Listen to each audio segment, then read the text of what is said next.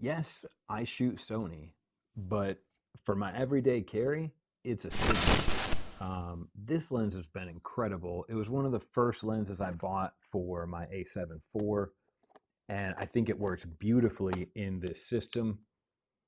This is the lens I keep with me on the camera everywhere. You know, sometimes you bring your camera out and you're like, man, I wish I would have brought my other lens. This kind of prevents that from happening. So it's focal distance from 24 to 70. So it's going to hit that wide, and you can get pretty close. I wish it didn't have a barrel zoom like this where it extended, but I'm totally okay with that when I use it. It doesn't really mess me up at all.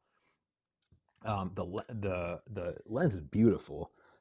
Just to kind of show that off a little bit, it's kind of heavy, if I'm being honest. That's the one critique I have of this lens. I brought it recently to Chicago, and I shot a bunch of architecture shots, and it was perfect for that. But it was a little heavy, heavier than carrying like a 50 mil prime, or even Sony's 90 millimeter macro lens feels lighter than this. But when I'm holding it, I know I'm about to get some crisp, sharp photos. This is Sigma's Art series, which is like their equivalent of Sony's G Master. It's like the best type of lens that they can produce in their art and contemporary and regular series.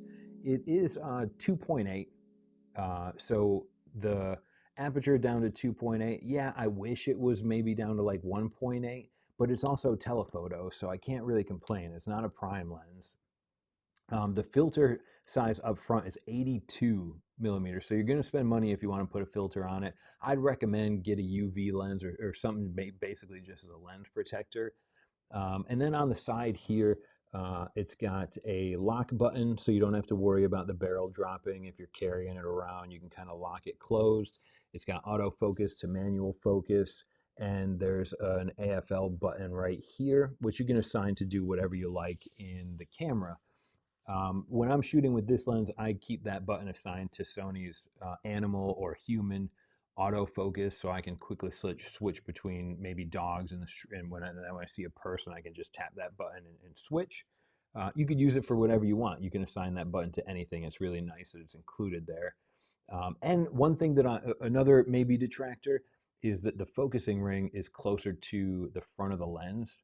So if you're shooting, um, and you're using your hands to zoom right here, it's kind of hard to have your fingers on the focus at the same time. And for me personally, I know it's kind of subjective. I like the focus back here, not out here.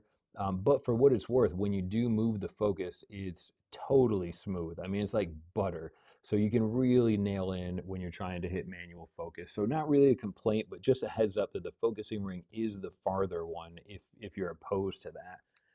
But other than that, this lens has been some of my favorite shots I've ever taken as a photographer come from this Sigma lens. And hopefully you've seen some that aren't terrible in this video, or this is enough to convince you that for your everyday walking around lens, I think Sigma makes a wonderful 24 to 70. It's going to hit just about everything you need.